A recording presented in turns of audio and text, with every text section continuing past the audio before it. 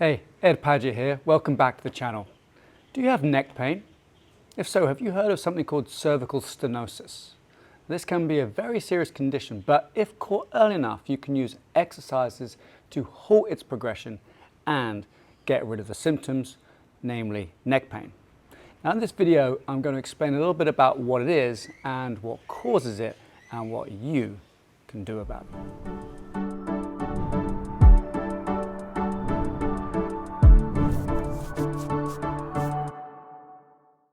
A stenosis is simply a narrowing of the actual tube where the spinal cord travels down the spine. Now in this picture we can see in the neck or the cervical area that there are pairs of nerves that come out of the spine and supply the hands and the skin and the shoulders with the electrical impulses they need to function, but also give the electrical impulses from the hands and nerves and skin to the brain so that it can tell what's going on. Now, if these nerves are pinched or squeezed in any way, this signaling in and out of the brain can get disrupted. Now, in a stenosis, the pinching is happening within the actual spinal column itself. Now, why does this happen? Well, a lot of the time it happens due to age.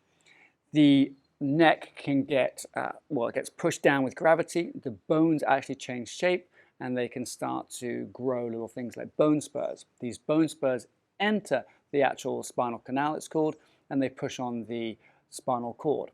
It can also happen from disc bulges. It can happen from ligaments thickening. And these things all happen slowly as we age, but at the same time they can happen quickly if you are in an accident or injury and the neck is actually damaged. There can be a swelling that happens in that column and it can push on the nerves. Now I'm assuming that your stenosis is not from an acute injury. It's not that you were in a car crash and the next day your hands didn't work or the next day you had radiating pain down your shoulder blades.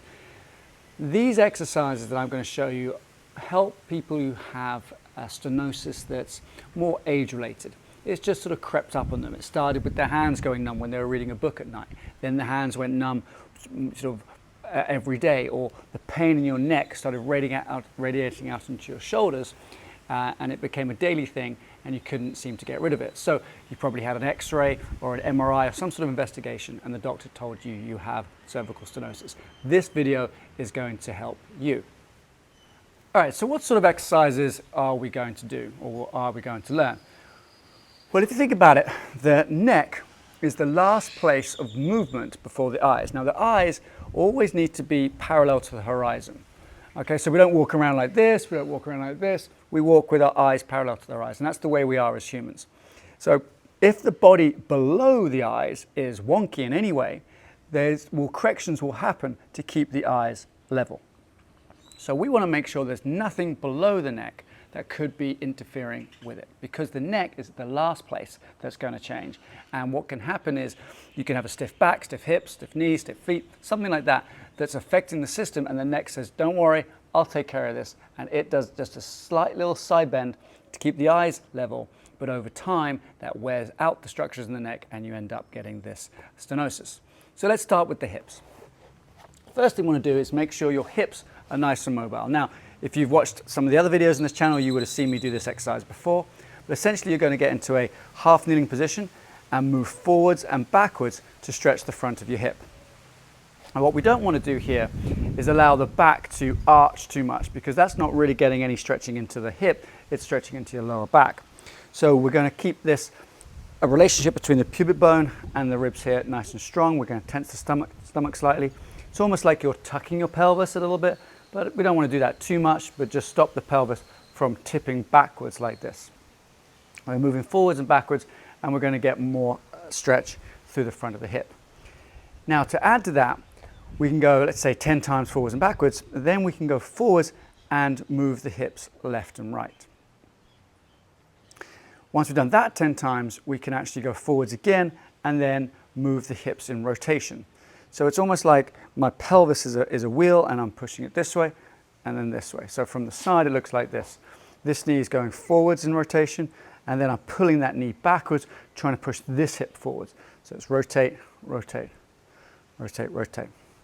Do that both sides. That's really going to help the hip get the best movement they can. Then we want to think about the upper back here. We want to think, well, how can this move?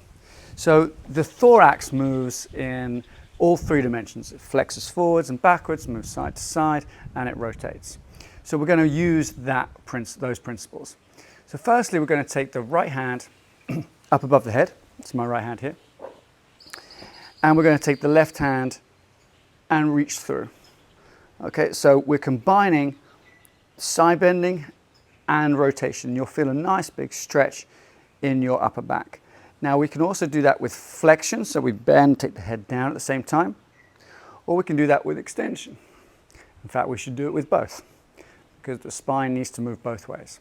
So once you've done 10 or 15 of those, we're going to do the same thing the other side. You're going to take your left hand up, take your right hand into rotation here, and then do a few with flexion so that you're dropping your head forwards, looking underneath this armpit, driving this hand around this way. And you'll also see that my hips are moving as well, because we don't want to isolate the hip movement away from the upper back movement. Then we want to do that in extension. Okay, so we're looking up now. We're not looking underneath the armpit, but we're still leaning to the right as we rotate to the left. All right, so the driver of this movement is rotation. These other positions are what we call pre-positioned. So now we're going to flip that. We're going to pre-position with rotation. So you're going to take your left arm forward, rotate to about 90 degrees. We're going to take the hand up, so this is my right hand, and we're actually going to lean to the left. So now the driver is what we call the frontal plane movement, or side bending. And again, we can do that. We can pre-position in flexion, and we can do that here. Or we can pre-position in extension, and we can do that here. Now you may notice that my neck itself isn't actually moving. And this is good. We don't really want to move the structures quite yet. In fact, these movements will actually strengthen the neck because it's being held isometrically, which means it's not moving. Okay, so I've just gone from flexion there. You saw me go forward. Now I'm into extension. Right, so we've got some really nice movements in the upper back. That's going to be loosening off the upper back and loosening off those hips as well.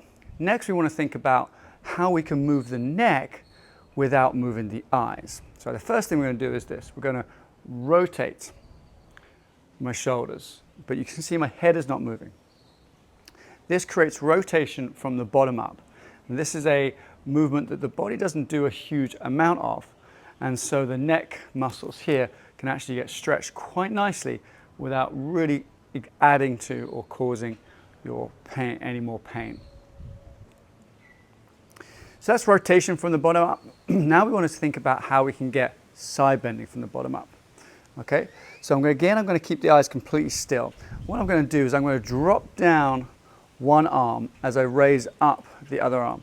And you can see here, this part of my neck is getting a huge stretch. So these are my scalenes, a little bit of my traps. These muscles on the side of the neck are getting a nice big stretch without me actually yanking on my head yet. Okay, that's one side. Let's say you do 10 or 15 of those. And you go to the other side. So one hand goes up, one hand goes down. And you want to keep your head sort of parallel, keep those eyes parallel to the horizon as you do this. You can do this standing up. You can do it sitting down. I just happen to be doing it kneeling. So really moving this whole shoulder girdle, which moves the spine, which then that movement, so side bending, in this case to my right, is counteracted by a side bending to my left in my neck, my cervical region, which stretches these muscles here. All right, so we've got nice movements in rotation, we've got nice movements in side bending. We also want to get a little bit of movement into the neck in flexion and extension, but we don't want to move the neck, okay? So let's try this. If I stick my butt down and I look upwards, all right, I ended up getting extension in my neck. And then if I go up and down, I get a really nice knee exercise, I get a really nice hip exercise, but ultimately I'm getting neck extension. But if I do the opposite of that, rather than looking up and I look down, and I do the same thing, now I'm getting flexion through my neck. So I start with limited flexion, and I end up with more flexion. So each time I go up and down, I get a lot of flexion in my neck. All right, so what we've done is we've moved the neck in all 3 dimensions from the bottom up to start stretching these neck muscles. But sometimes you may want to stretch the neck muscles directly, which is understandable. So I'm going to show you how to stretch these big ones, the trapezius and some of the scalenes. You're going to take one hand, you're going to sit on it. So now this shoulder can't really move that much. And I'm going to take the other hand, put that on top of my head, and simply just lean away. All right, and when you do that, you'll feel a big stretch through the side of your neck here. Now, if you go a little bit further forward, it changes the angle somewhat, and you get different muscles more posteriorly. But if you go straight to the side, you get muscles more into the side of the neck. So these are the muscles here called the scalenes. When we go forwards, we get more of the traps and another muscle called levator scap. Same thing this side. We stretch to the pure frontal plane, purely to the side. Or if we nod forward slightly, then put the stretch on, and we get stretching through to the side there. So now we've passively stretched some of the muscles, we've actively stretched some of the muscles, but what we also need to do is create strength in the neck muscles, and we do that isometrically. Now, isometrically simply means we're tensing a muscle but without moving it. So you may have seen people do this in the past where they're pushing on their head. So I'm pushing my head this way, my hand is pushing my head this way, and nothing ends up moving. But you might see these muscles in my neck sort of start sticking out a little bit more as I do that, because they are contracting whilst holding the same distance. So it's an isometric contraction, but it's a strengthening exercise. So you want to do that for 10 or 15 seconds, and you actually do that both sides. So that's the side bending. Then we can actually do it backwards as well. So I get the muscles on my back and the back of my neck working. And then we can do it to the front as well. We push on the neck here, and those muscles get nice and strong. Okay, so if we follow this routine through, you're going to end up with more mobile hips, which takes pressure away from the neck. You're going to end up with a more mobile mid-back, which takes pressure away from the neck. Then you're going to end up with a slightly more mobile neck from these bottom-up movements. And then you're going to end up with a slightly more mobile neck from these top-down stretches. And you're going to end up with a stronger neck from these isometric movements as well. So this is a great way to help you beat the symptoms of cervical stenosis.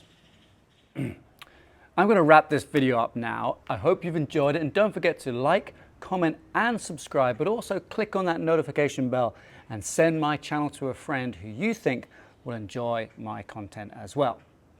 Thank you so much for doing those things. Your support makes a huge difference.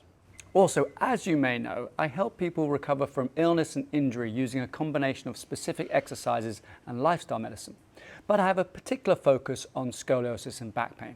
Now, if you have scoliosis, I want to tell you about the amazing group that we are building over on Facebook. I'd like you to join this group, which is where a lot of the action and interaction with my community actually happens. Just follow the link in the description below or the first pinned comments, and you can join the group there. Stay tuned for my next video, which will be up soon. Until then, stay loose.